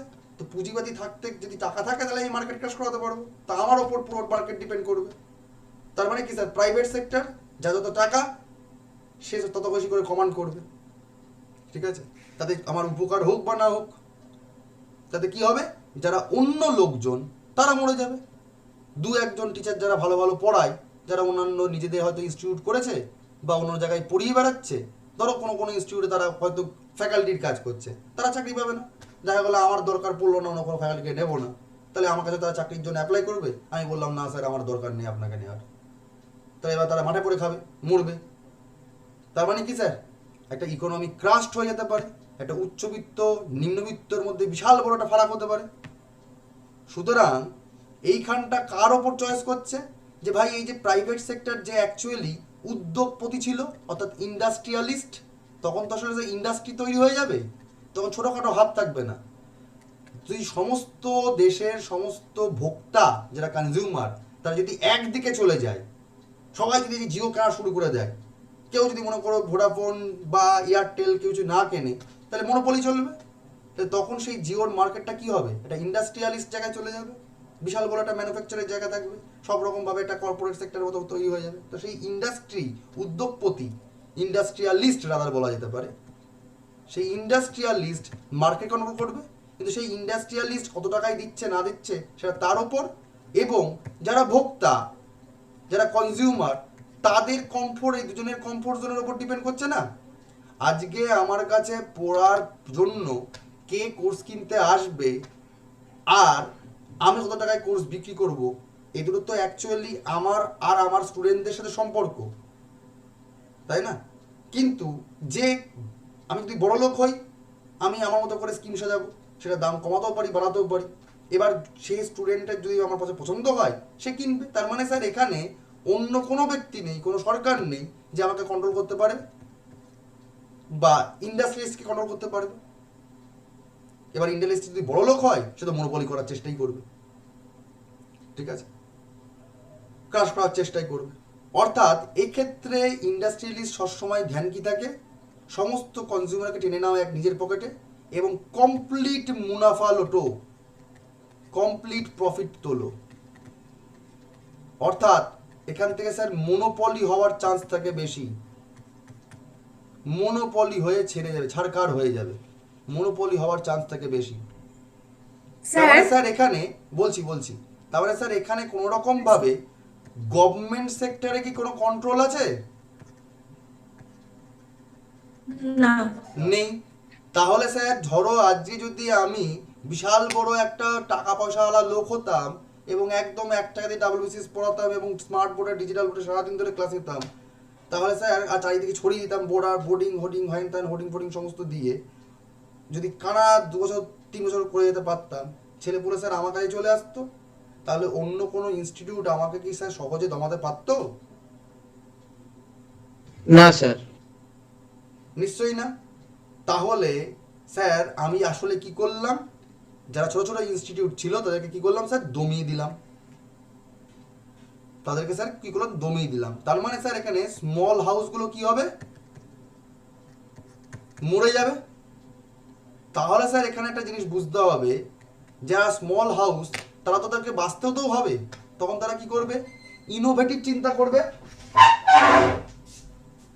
তাই না? তাই তো?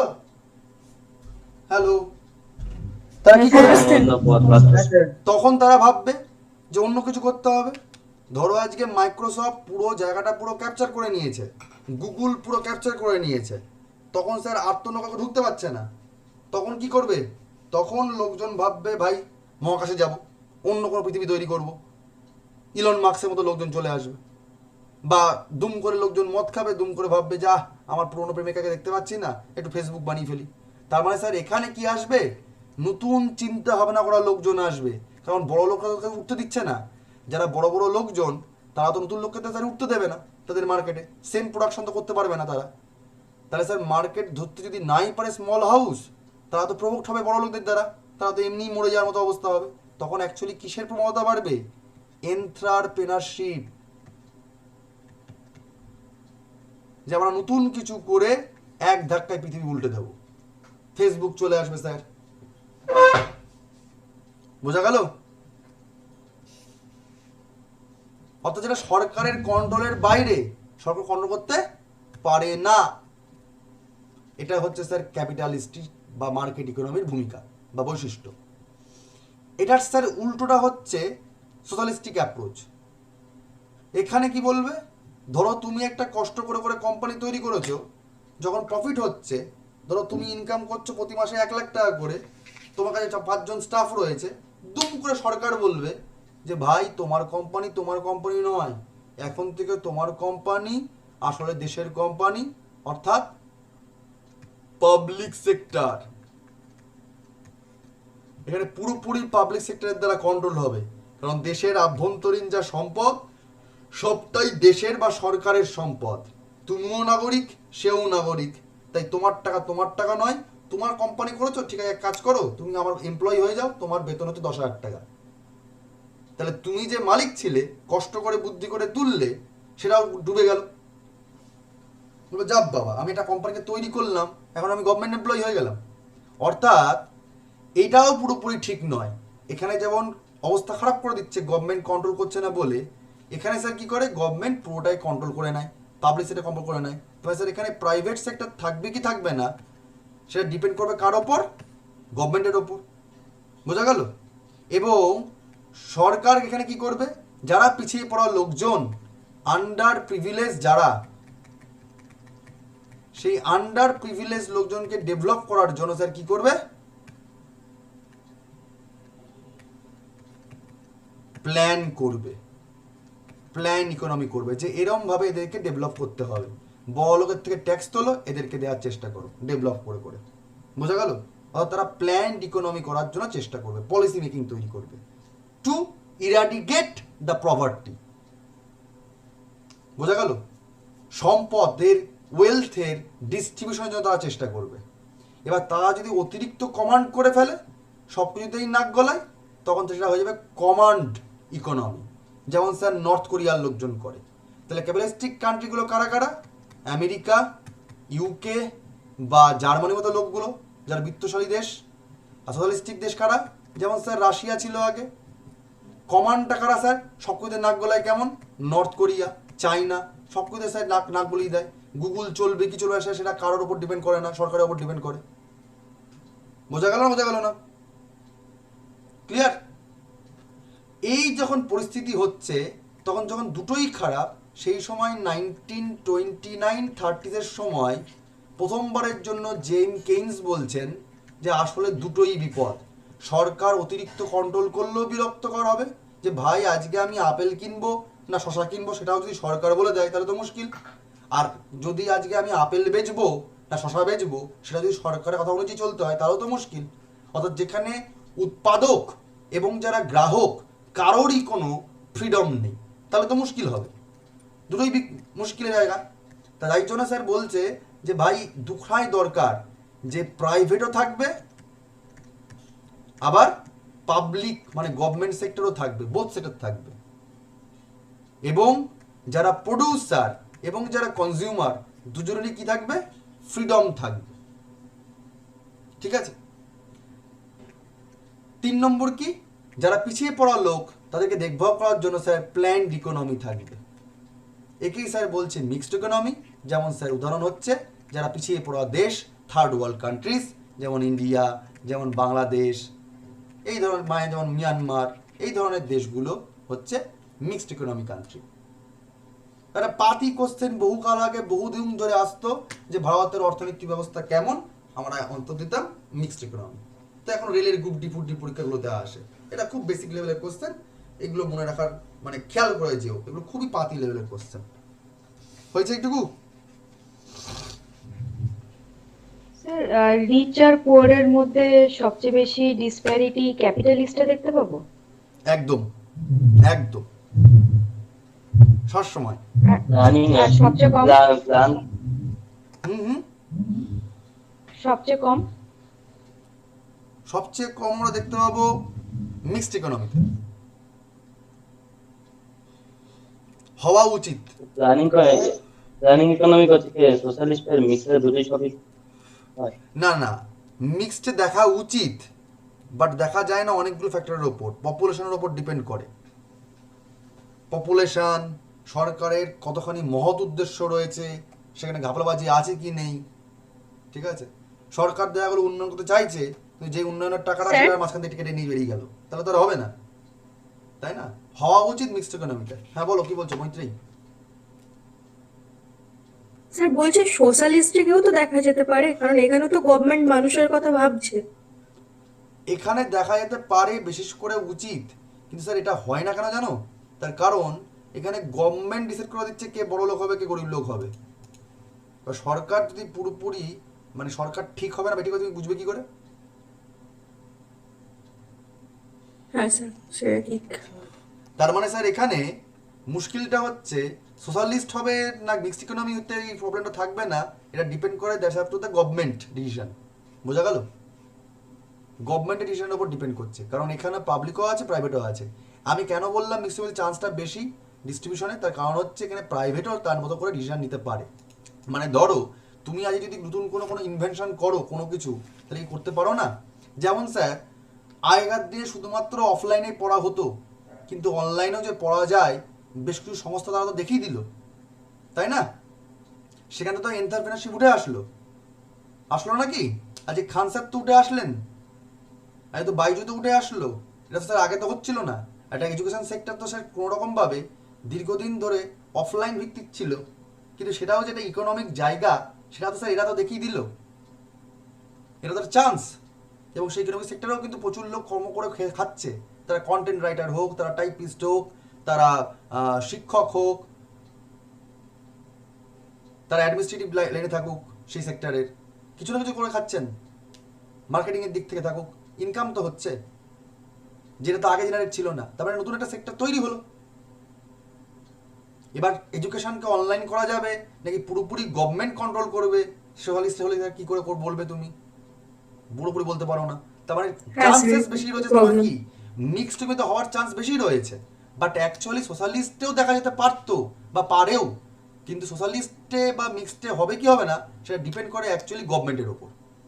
যদি গভর্নমেন্ট ঠিকঠাক থাকে, ব্যালেন্সড গভর্নমেন্ট হয়, তাহলে স্যার অবশ্যই সোশ্যালিস্টে বেশি করে দেখা যাবে। যদি কমান্ড গভর্নমেন্ট হয়, যেমন চায়না, নর্থ কোরিয়া, তাহলে তো স্যার মুশকিল, তার চান্সেস খুব কম। স্যার সেক্ষেত্রে মিক্সড ইকোনমি এগিয়ে যাবে। তো মিক্সড ইকোনমি স্যার আরেকটা ব্যালেন্স। কোশ্চেন করছিলাম। বলো বলো। আরেকটা কোশ্চেন, বলছি ক্যাপিটালিস্ট মার্কেট যেটা, এখানে বলুন মনোপলি চলে, তো এখানে চাহিদা যোগান এই বিষয়টা কিভাবে তাহলে কাজ করবে? যোগান যারা যারা যেখানে যেখানে যখন চাহিদা তৈরি হবে, ডিমান্ড তৈরি হবে, তখন যারা বড় লোক তারা সেটাকে অ্যাভেলেবেল করে দেবে মার্কেটে। মানে তাহলে সমস্ত অন্য কিছুই, কেউ মানে- হ্যাঁ সমস্ত কিছুই স্যার এখান থেকে ডিপেন্ড করে আসলে যারা পুঁজিবাদী লোকজন। এবার ধরো তোমার হ্যাঁ আজকে স্যার। কোনো কিছু দরকার আছে, তুমি এখানে ভালো প্রশ্ন করেছো। ধরো তোমার আজকে কোনো কিছু ডিমান্ড রয়েছে কিন্তু সাপ্লাই হচ্ছে না, মানে প্রোডাকশনও হচ্ছে না, তখন বড় লোকগুলো কি করবে? নতুন করে তারা কোনো কিছুকে ইনভেন্টও করতে পারে। সবসময় যে মানে কমা লোকজনই ইনভেন্ট করে তা তো না হতে পারে। সবসময় যখন কোনো টেকনোলজিকে ডেভেলপ করতে হয়, বিশেষ করে সেটা যদি বাস্তবিক দিক হতে হয়, বা যারা আর কি ইন্ডাস্ট্রিয়ালিস্ট, মানে যারা তুমি মানে বাস্তব রূপ দেখতে পাচ্ছ, মানে রিয়ালিটিতে যেটা আছে, সেটা নিশ্চয়ই কি কলকারখানা, মেশিন। তো সেই মেশিন বা টেকনোলজি ডেভেলপ হওয়ার জন্য নিশ্চয়ই টাকা দরকার হয়। টাকাটা কার কাছে থাকবে স্যার? যারা পুঁজিবাদী লোকজন। এখান হ্যাঁ। থেকেই স্যার বিপ্লবের সূচনা হয়।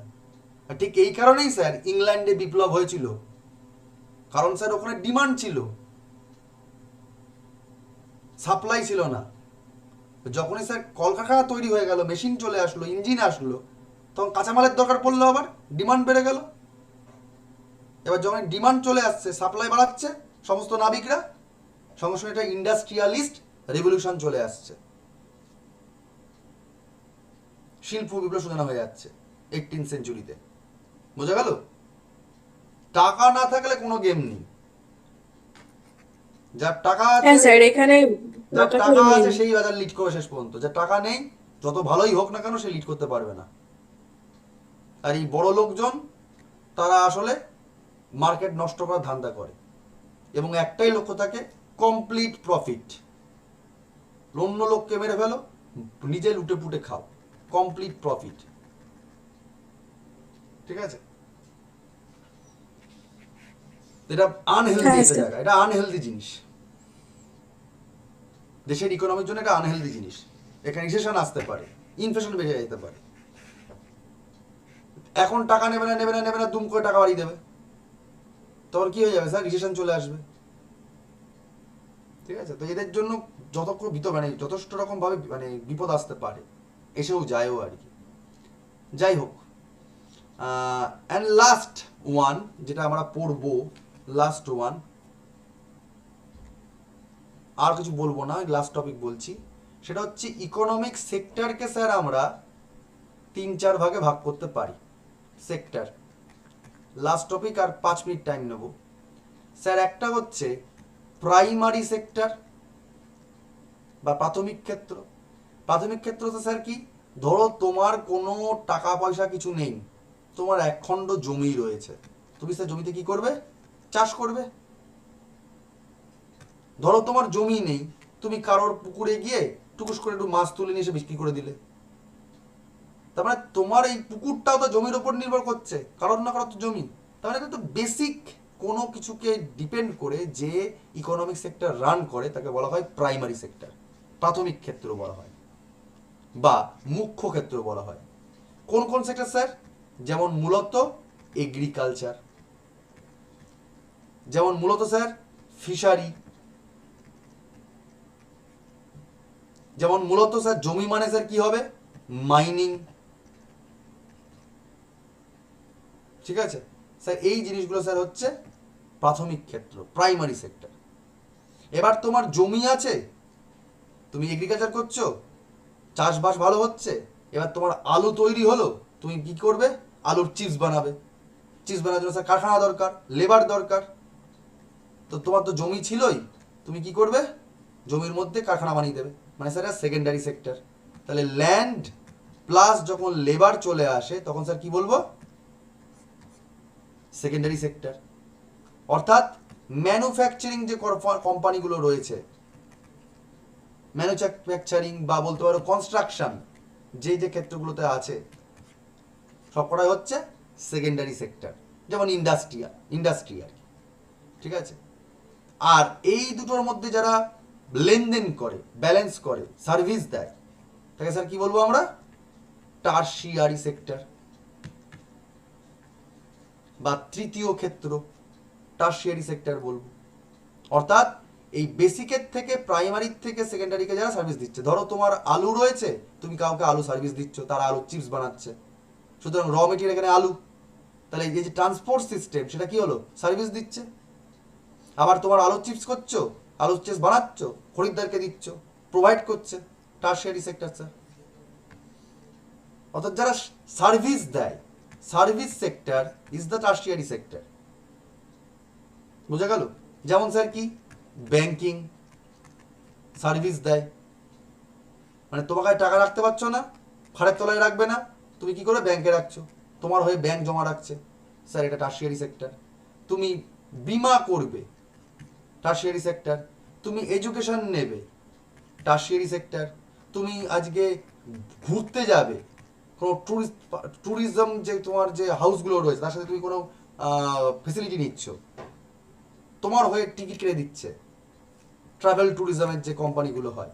ঠিক আছে স্যার, এটা কি? Tertiary sector. তুমি আজকে সুইগি জোম্যাটো করছো, সার্ভিস যারা প্রোভাইডার, আজকে তুমি নেট চালাচ্ছ, টারশিয়ারি সেক্টর স্যার। বোঝা গেল? Service sector. এবার মনে রাখবে, যারা খেটে খাওয়ার লোক তারা প্রাইমারি সেক্টরের উপর ডিপেন্ড করে।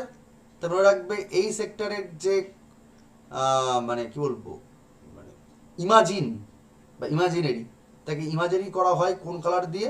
একে বলা হয় স্যার রেড কলার জব। কি বলা হয় একে?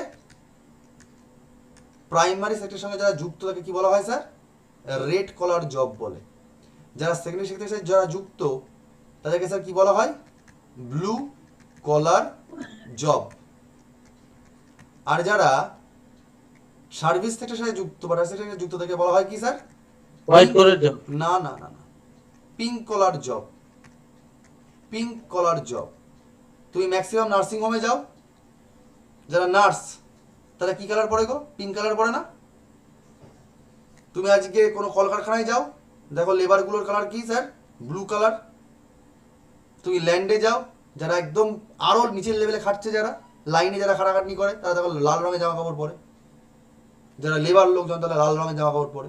কুলি, উদাহরণ নাও, কুলি। যারা কারখানা করছে, যারা রেলের কারখানায় কাজকর্ম করছে, ওয়ার্কশপে, তারা দেখো ব্লু কালারের ড্রেস পরে। আগে খাকি কালার পরতো, এখন ব্লু কালারের ড্রেস পরে। ব্লু কালার জব, কারণ ল্যান্ড এবং লেবার দুটোই রয়েছে, ম্যানুফ্যাকচারিং রয়েছে স্যার, ব্লু কালার জব। যারা সার্ভিস তারা পিঙ্ক কালার জব। এবার এই সার্ভিস সেক্টরকে স্যার আবার দুভাগে ভাগ করা যায়। একটা হচ্ছে কুইনারি, আর একটা হচ্ছে কোয়াটারনারি। কুইনারি আর কোয়াটারনারি যারা স্যার নিজেদের নলেজটাকে সায়েন্স টেকনোলজি ওয়াইজ ব্যবহার করে সার্ভিস সেক্টরে, তাকে স্যার বলা হয় কুইনারি সেক্টর। সায়েন্স টেকনোলজির নলেজটাকে যারা সার্ভিস সেক্টরে ব্যবহার করে তাকে স্যার বলা হয় কুইনারি টার্সিয়ারি সেক্টর। অর্থাৎ ডক্টর, ইঞ্জিনিয়ার বা যারা অ্যাডমিনিস্ট্রেটর, তারা হচ্ছে স্যার এই সেক্টরের লোকজন। এবার এদের জামা কাপড় স্যার কি দেখবে? হোয়াইট রঙের হয়, তাই হোয়াইট কলার জব বলে।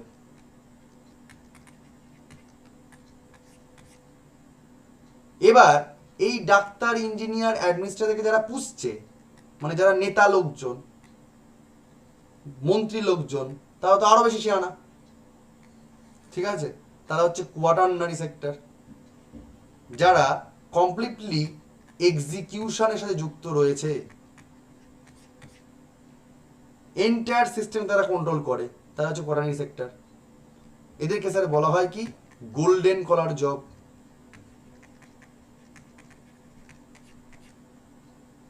সোনা দানা স্যার কাজ থাকবে যারা মালিক লোকজন হবে তাদের, বা যারা একদম হেড হবে তাদের জন্য হবে। মানে যে কোনো কোম্পানির সিইও, এমডি, স্যার এরা হচ্ছে গোল্ডেন কলার জব। বোঝা গেল? হ্যালো, হ্যাঁ স্যার। কাকলি, কৃত্তিকা, লালটু, মৈত্রী, হ্যাঁ বলো। নন্দিতা, হ্যাঁ বলো। স্যার বলছি এই অ্যাডমিনিস্ট্রেটররাও তো অনেক ক্ষেত্রে এক্সিকিউটিভের কাজ করে। এটা এক্সিকিউটিভ হয়ে গেলেও তারা তো ডিসিশন তৈরি করছে না। তারা কি ডিসিশন তৈরি করছে?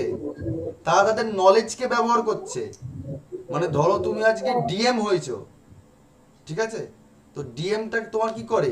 মন্ত্রীদের পলিসিকে ডিস্ট্রিক্ট ওয়াইজ তারা কি করছে? ইমপ্লিমেন্ট করছে। তারা নলেজকে নিয়ে ব্যালেন্স করছে, ইভিল অ্যান্ড গুডকে তারা ব্যালেন্স করছে। তাদের নলেজের সেখানে প্রতিচ্ছবি রয়েছে। তারা অ্যাডমিনিস্ট্রেটর, তারা নলেজেবল পারসন, সার্ভিস প্রোভাইড করছেন। বাট তারা তো ডিসিশন মেকার নয়। ডিসিশন মেকিং করছে, বাট তারা তো ডিসিশনটা তৈরি করছে না। ল মেকার তো নয়, একদম তো এক্সিকিউটিভ নয়। তারা ডিএম এর ওপরও তো তোমার থাকে একজন, তো যারা ডিভিশনাল সেক্রেটারি হন, সেক্রেটারি থাকে, তাই না? তো যারা একদম হেড, মুখ্য সচিব, তিনি গোল্ডেন কলার জব। হ্যাঁ স্যার, বুঝতে পারি। ঠিক আছে? স্যার, হ্যাঁ স্যার। ডিফেন্স কোন কলার? ডিফেন্স সার্ভিস দিচ্ছে তো সার্ভিস মানে স্যার, ওরা কোথায় কাজ করছে? ওরা কোথায় কাজ করছে? সার্ভিস দিচ্ছে। ওদের সার্ভিস মানে কুইনারি না কোয়াটারনারি?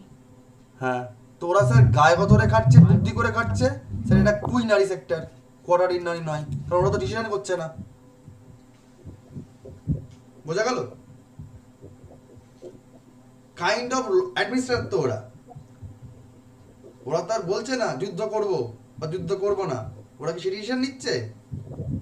ওদের হয়ে মন্ত্রীরা নিচ্ছে, ডিফেন্স মিনিস্ট্রি নেবে, প্রেসিডেন্ট নেবে। বোঝা গেল? হ্যাঁ স্যার।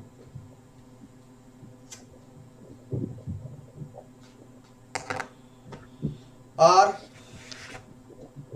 তাহলে বেসিক কনসেপ্ট ক্লিয়ার যে what is economy actually?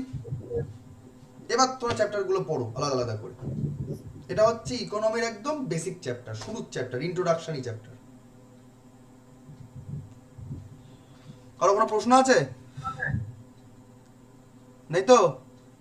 Kakuli, লালটু, নন্দিতা, আপাতত নেই। লালটু, ওই লালটু, আবার বলবি যে পড়ায়নি স্যার, খেয়াল নেই। ভালো করে দেখে নে, ভালো করে দেখ বাবা, কোনো প্রশ্ন আছে কিনা বল। স্যার আমার কনস্টিটিউশন থেকে একটা কোশ্চেন আছে। সে পরে, আগে দেখো এখানে কোনো প্রশ্ন আছে কিনা। প্রশ্ন আছে কিছু? স্যার ওই 60 ডেজের সময় আপনি ওই ফ্যাক্টরস অফ প্রোডাকশন বলেছিলেন না, যেগুলোর সাথে সাথে স্যালারি ছিল, ওয়েজেস ছিল। হ্যাঁ, সেটা পরের ব্যাপার, ওটা তোমার চলে আসছে ওই ইয়ের মধ্যে, ন্যাশনাল ইনকামের মধ্যে। ওইটা কি এই ফ্যাক্টরস এর প্রোডাকশন, মানে 6টা যে ফ্যাক্টর দেখলাম ইকোনমিক, এটা এটা তারই হোল, এটা অ্যাজ এ প্রোডাকশনের হোল, পার্ট? এটা অ্যাজ এ হোল, এটা অ্যাজ এ হোল, বাট এর সাথে ওগুলো কানেক্টেড।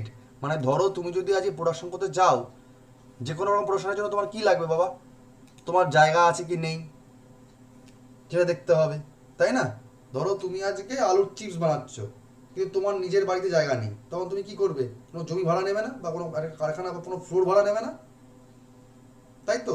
ধরো আজকে আমার বাড়িতে পড়ানোর জায়গা নেই, আমি একটা ইনস্টিটিউট তৈরি করার জন্য কোনো একটা ফ্লোর ভাড়া নেবো, তো তাহলে সেখানে আমার রেন্ট দিতে লাগবে।